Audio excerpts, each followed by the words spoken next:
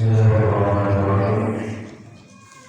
Assalamualaikum warahmatullahi wabarakatuh.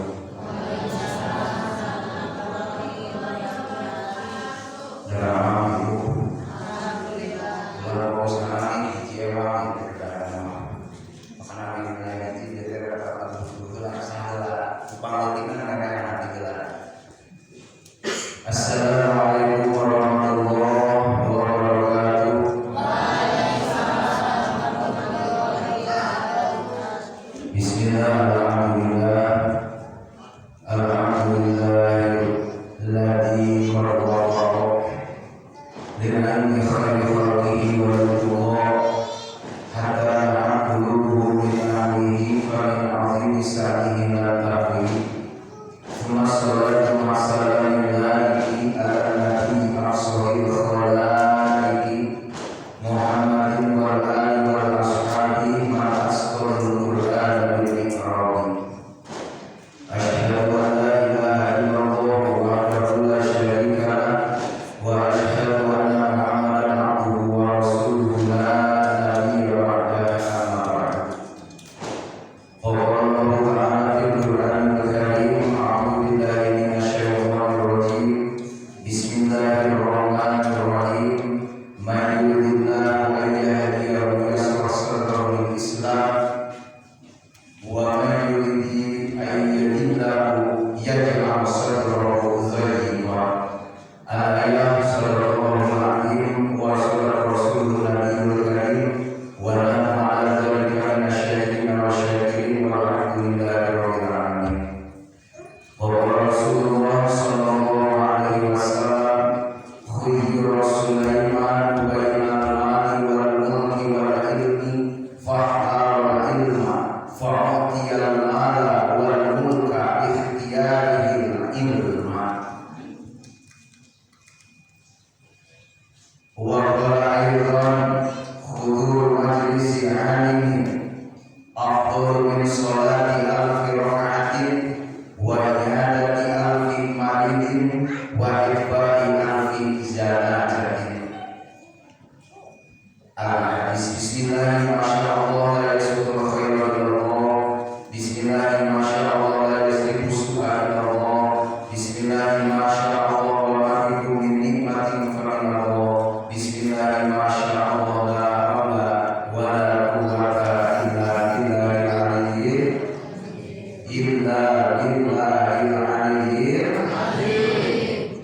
Pertama-tama puja dan puji mereka kita panjatkan kepada Ilahi Rabbi yang mana berkat keturunan dan rahmatnya kita semua bisa berkumpul bertatap muka, dan tidak lain tidak bukan kita berharap pada perkumpulan kita kali ini mengundang ridho dan maghfirah Allah Subhanahu wa Ta'ala.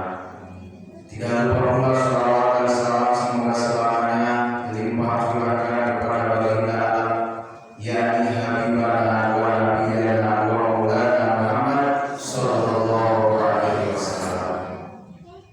Mungkin untuk membuka cukupkan sekian, untuk selanjutnya pemaparan atau bisa dikatakan kajian dunia yang akan saya serahkan kepada para ustaz cek, kepada beliau. Waktu dan tempat saya persilakan. Bismillahirrahmanirrahim. Assalamualaikum warahmatullahi wabarakatuh.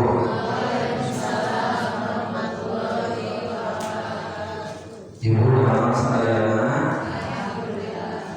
Bapak sehat sadayana, bismillah rezeki. Bios Bapak Ibu datang kali ada budak sunat di paritnya. Alhamdulillah kita langsung ke materi teman-teman tadi sudah disampaikan oleh guru kita semua. Pada pertemuan pertama ini dalam tahun ajaran 2020-2021 kita ada program yaitu yang disebut dengan kajian ilmiah orang tua, dan sasaran utamanya beserta dengan silaturahmi orang tua dengan para santri juga insyaallah dengan para guru, terkhusus dengan para wali kelas. Tujuannya adalah yang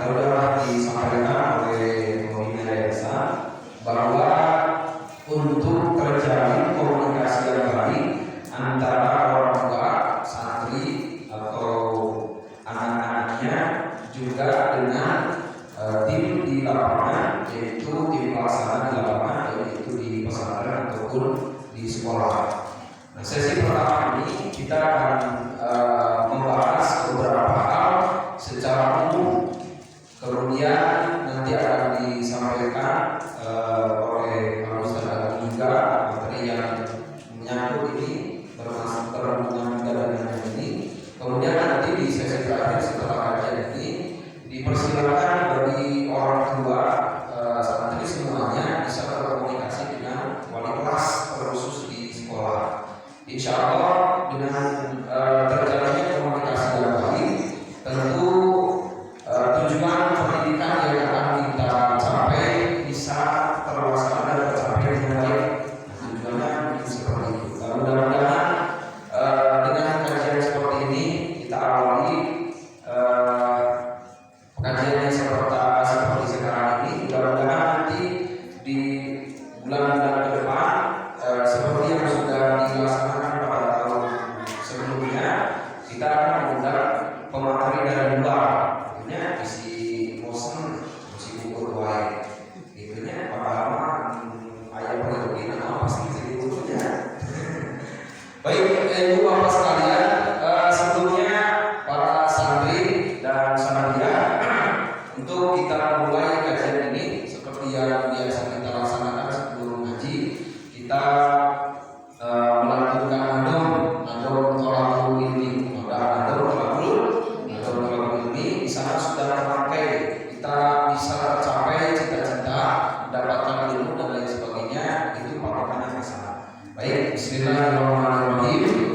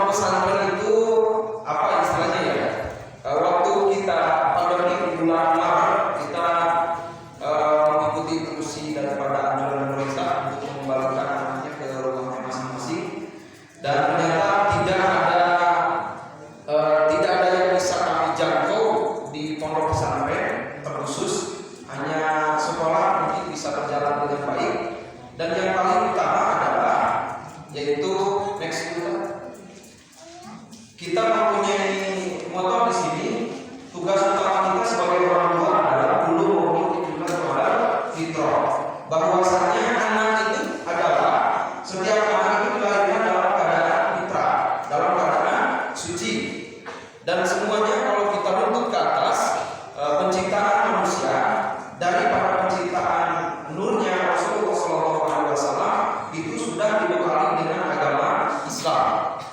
Jadi nanti setelah lahir ke dunia, nah itu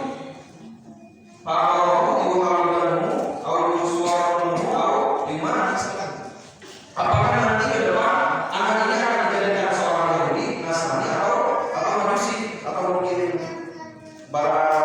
gajulisme, premanisme atau yang lain sebagainya, itu tergantung oleh orang tuanya. Jadi fitrah utama, tugas yang pertama untuk orang tua itu adalah bahwa kita mempunyai anak-anak ini adalah istimewa, anugerah dari Allah Subhanahu wa Ta'ala. Sudah sangat fitrah, sudah sangat bersih dan sudah sangat suci. Baik, next.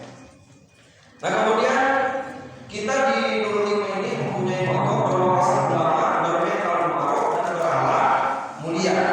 Artinya adalah keilmuan yang akan kita sampaikan, yang kita akan didik kepada anak-anak semuanya ini harus mempunyai wawasan secara kearifan keseluruhan, yaitu seperti wawasannya ulama, baik dari ulama terdahulu sampai ke ulama yang sekarang. Kemudian juga secara mental, fisikis itu seperti Umar, artinya sebagai pemimpin. Kita punya pemimpin Islam, Umar bin Khattab, Zaid bin Sabit, gitu kan? Itu mempunyai mental baja semua. Dan di pondok pesantren itu mencetak pesanan. Dan yang paling utama adalah anak-anak harus dibekali dengan akhlak yang mulia. Dan masa pandemi ini yang tidak bisa kami sampaikan akhlak-akhlak ketika anak-anak sedang berada di rumah, dan itu pun oleh orang tua dialami semua. Artinya pembentukan karakter, pembentukan akhlak itu tidak bisa secara daring, Bu. Itu diakui mau itu pendidikan umum ataupun pendidikan pesantren, mau itu sekolahnya berbasis pesantren, mau itu sekolahnya berbasis umum dan lain sebagainya. Pembentukan karakter akhlak itu tidak bisa secara daring, harus ada tatap muka. Nah, itu yang menjadi solusi alternatif, bahwa pondok pesantren itu bisa dijadikan solusi alternatif sesuai daripada tema pada pagi ini untuk kita semua. Dan mudah-mudahan anak-anak kita semua sesuai daripada harapan kita semua bisa berwawasan ulama, bermental ma'ruf dan juga berakhlak mulia. Amin ya Allah ya Allah. Siap? Baik, kita lanjutkan. Pondok pesantren itu tujuannya apa sebetulnya yang didefinisikan? Pesantren atau pondok menurut pengertian dasar ini secara umum ya, adalah tempat belajar para santri. Kemudian sedangkan pondok berarti rumah atau tempat tinggal sederhana yang terbuat dari bambu. Jadi konotasi pondok pesantren itu dari awal, bahkan mungkin dari sebelum masa penjajahan Islam itu sudah ada. Jadi pengertiannya itu rumah, tempat tinggal sederhana itu dari bambu. Itu dari zaman dulu sampai zaman sekarang masih ada. Nah, itu nanti kita akan bahas. Kemudian di samping itu, kata pondok itu berasal dari bahasa Arab, yaitu pundukun. Nah, kemudian yang berarti hotel atau asrama. Jadi kalau yang tadi itu rumah sederhana, kalau pundukun itu lebih kepada konotasinya lebih modern, yaitu asrama, hotel dan lain sebagainya. Itu gambaran pesantren secara umum. Kemudian menurut beberapa tokoh, bahwa pesantren itu menurut Kunto Wijoyo adalah lembaga pendidikan dan lembaga sosial yang tidak saja tumbuh di pedesaan tetapi juga tumbuh di perkotaan dengan jumlahnya terus meningkat dari tahun ke tahun. Bahkan sampai saat ini kita bisa mengetahui pondok pesantren itu sangat luar biasa besar. Dan grafik secara statistik pada tahun ini dengan masa COVID pandemi ini, justru secara statistik pondok pesantren meningkat sangat tajam. Jadi banyak orang tua akhirnya menitipkan anaknya dari mulai pendidikan umum yang kemudian akhirnya dipesantrenkan. Kemudian menurut Masyhur, pesantren adalah lembaga pendidikan tradisional Islam. Pondok pesantren itu lembaga pendidikan tradisional Islam yang mana dalamnya mempelajari, memahami, mendalami, menghayati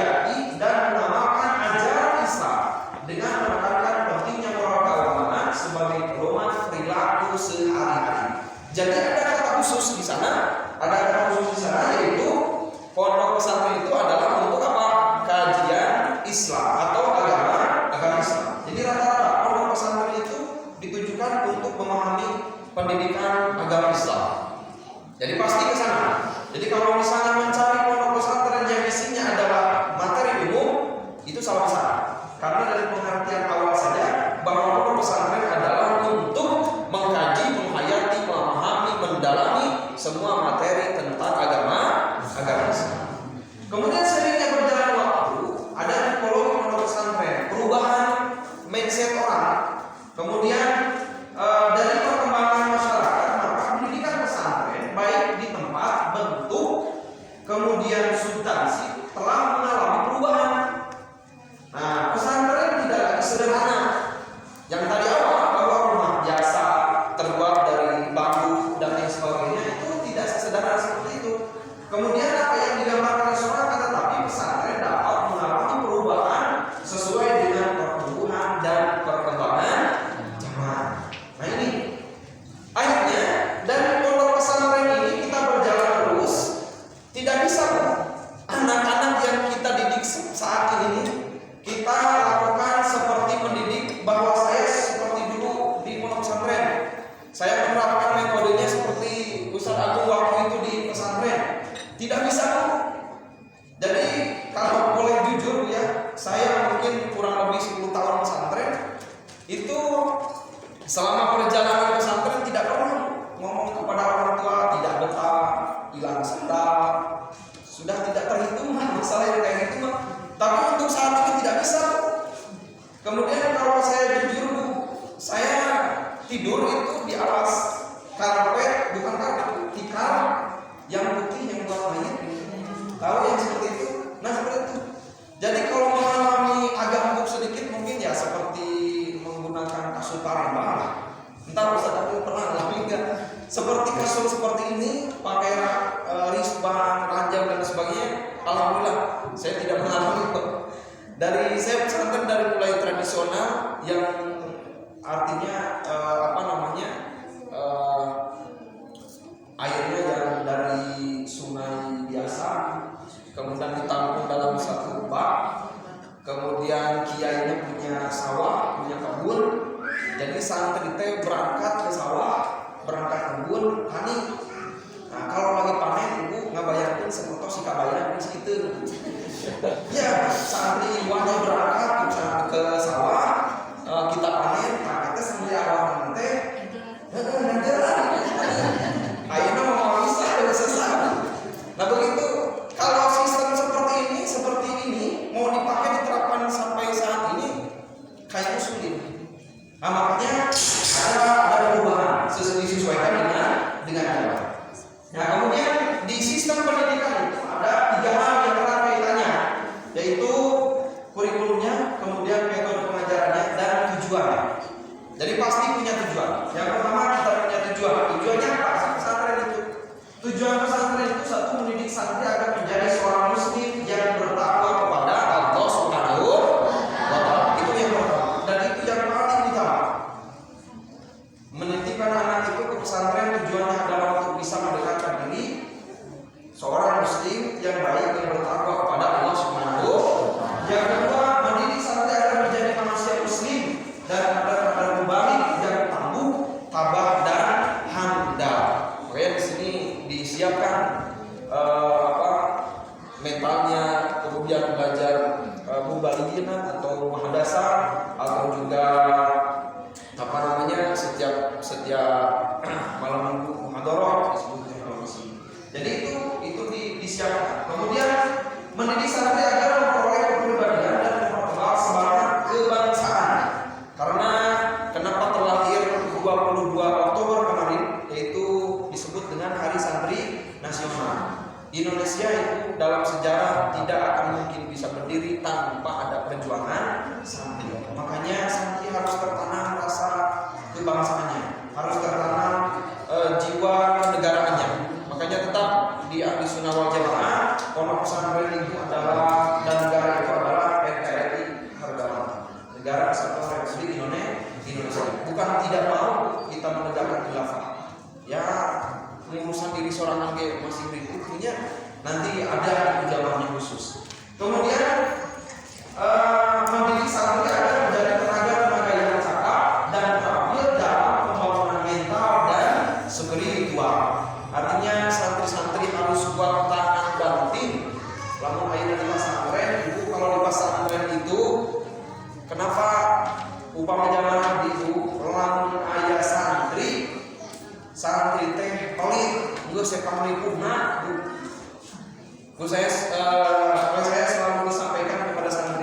tidak diajarkan di pesantren itu, tidak diajarkan untuk tidak pelit, untuk saling berbagi. Ini pengalaman asli ya, ketika saya pesantren di Cilijing di Majalengka, pesantren kedua setelah yang sangat tradisional. Kalau di pesantren pertama saya pegawaian ke sawah, ke kebun. Kemudian di pesantren kedua kebetulan kiainya punya kolam. Jadi ikan yang sebesar korok itu tidak, saya pengalaman ngurus sarana di paku di tengah sisipnya aja seperti ini. Dan pekerjaan saya oleh kiai salah satunya itu. Terus apa ini kamu teh karena di masa teh. Nah kebetulan punya ada santri yang lain padahal senior kalau tidak salah. Masaknya kan sendiri Bu ya. Kalau sekarang kan di sini tidak, masak itu sendiri. Jadi kalau ditanya, sudah masak itu selami kadang liwat dia cenah kudu ikan. Dan karena sering Bu, makan nasi liwat nasi gigi utuh itu sering. Dan kejar udah harus masak, udah harus ngaji, udah nyuci. Di sini mah enak ya, ngaji tinggal ngaji, makan tinggal gitu ya, air bersih. Wah saya mah dulu kalau mandi harus nyari itu air. Lama tiba lama saat dan proses ibu.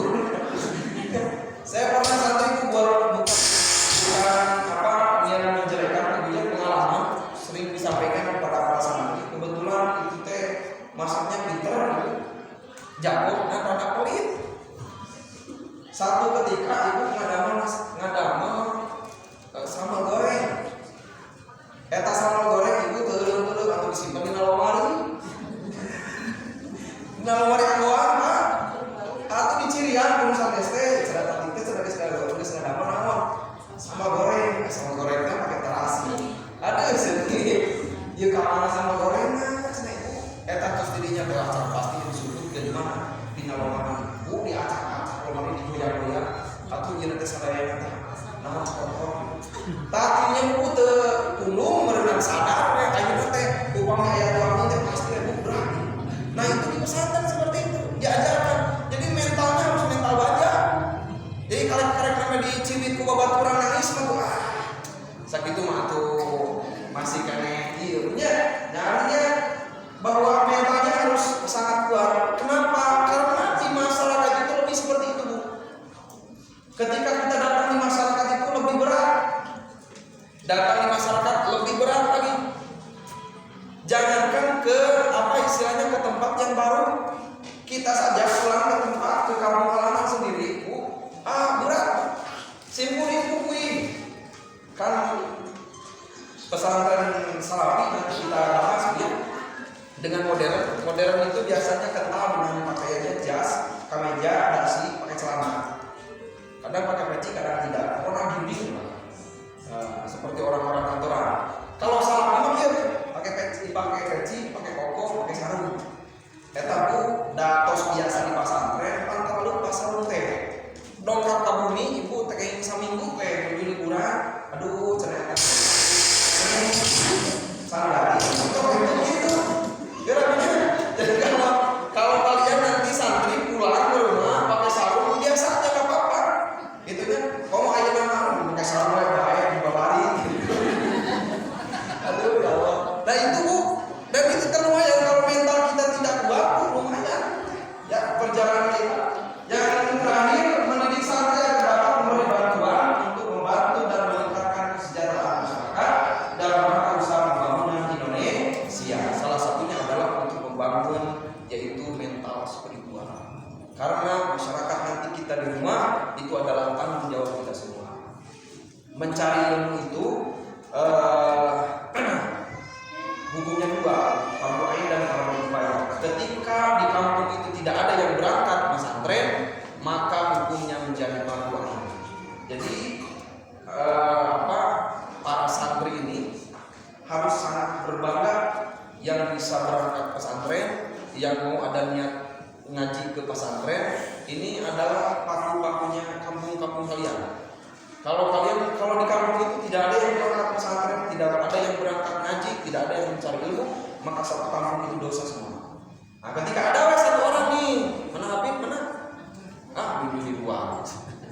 Rapa berangkat dengan dia ke pesantren, maka dosa daripada satu kampung itu gugur semua.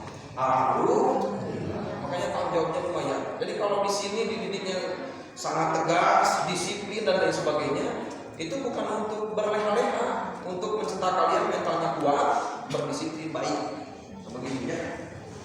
Kemudian pelajaran pesantren itu meliputi, nah ini khusus akidah, syariah, bahasa Arab, tajwid, tafsir, aqaid, ilmu kalam, usul fikih, terus mustalah hadis, nahwu, sorof, bayan, ma'ani, badi, dan arud, tari, mantiq, dan tasawuf, atau lagi disebut dengan kitab.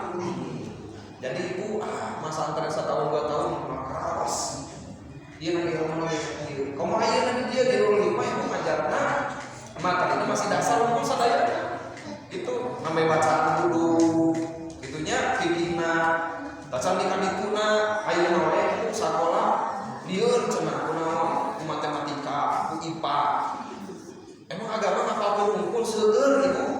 Kata mah teh kumaha dina agama? Tah kemenangan di SMA kelas 3 ku simpuli ku sedikit. Engke di SMA menakan pelajaran agama itu mah eta ilmu faraid itu waris. Panggil padahal ada 100 ayat di Al-Quran. Katakan nama, katakan dia 1/3, 1/4, 1/8. Lebih liar itu kata matematika. Gitu ya.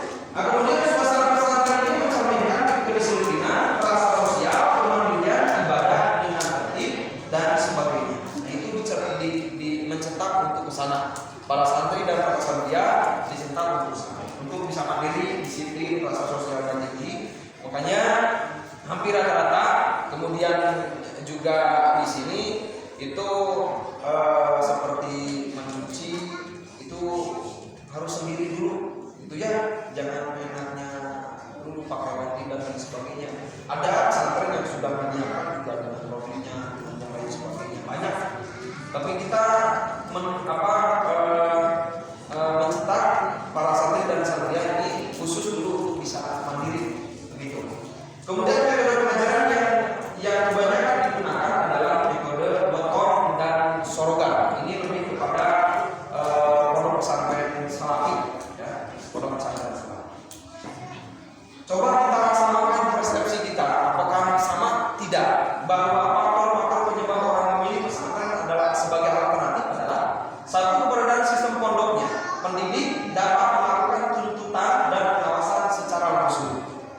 Itu satu yang menjadi pertimbangan faktor utama ketika kita memberangkatkan anak untuk berangkat ke pesantren. Langsung didikannya langsung oleh ustaznya, bahkan meskipun pesantren besar, kiainya pun langsung terjun, bisa bertemu langsung. Itu sana. Kemudian yang kedua, keakraban kiai dan santri sehingga dapat memberikan pengetahuan yang hidup. Kalau di sini mungkin kita dibantu dengan ustaz-ustaz yang lain. Nah, itu ada pendekatan. Salah satunya adalah karena kita menanamkan sangat utama adalah ketakdiman. Ketakdiman itu yang paling utama. Menghormati seorang guru itu adalah kunci utama untuk menjadi sukses seorang santri. Ilmunya bermanfaat, ilmunya berkah, itu adalah kunci yang pertama, itu adalah ketakdiman. Dan itu yang paling utama. Kemudian pesantren mampu mencetak santri untuk bisa memasuki semua lapangan pekerjaan yang bersifat bebas. Ibu punten sanes ngagulkeun, di pesantren tidak ada yang mempelajari ilmu politik. Tidak ada. Upamanya di punten sanes ngagulkeun, sanes berupaya itu, silakan dilihat. Alumni pondok pesantren Cipasu, salah satunya adalah semuanya hampir rata-rata berkiprah di politik. Yang kalau tidak salah yang sekarang mencalonkan bupati di Karawang itu adalah alumni pondok pesantren Cipasu. Kemudian di Mahkamah Konstitusi dulu yaitu Bapak Jimli Asyidiki itu alumni pondok pesantren Cipasu. Artinya di pesantren itu tidak diajarkan, Pak, ilmu politik tidak diajarkan. Tetapi karena keberkahan ilmu yang dipelajari di pesantren, kemudian keberkahan kiainya, artinya bahwa belajar di pesantren itu kita tidak tahu, tidak harus menjadi seorang kiai atau ustadz, tetapi juga bisa mencetak sebagai pengusaha, mencetak sebagai baik itu pengusaha di bidang pertanian atau di pertambangan dan sebagainya. Karena yang didasari oleh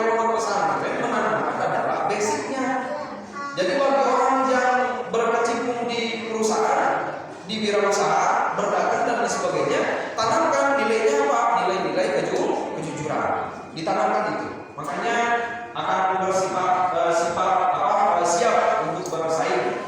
Kemudian juga kesederhanaan kiai dalam memimpin pesantren tapi penuh kesenangan dan kegembiraan. Tidak istilahnya seorang ustaz dengan seorang kiai karena tidak ada jarak dari mulai pakaian dan lain sebagainya. Biasa saja. Karena apa itu tujuannya adalah untuk bisa dekat dengan santrinya, paham dengan santrinya, psikisnya bisa tahu. Bahkan saya ingat ketika itu guru saya kalau jam 1 jam 2 itu keluar, kemudian keliling pesantren, lihat pesantren. Nah kemudian di sana menemukan banyak santri nanate. Jadi mungkin begitu kalau nanti punya pesantren, terus jangan lupa bangun jam 1 jam 2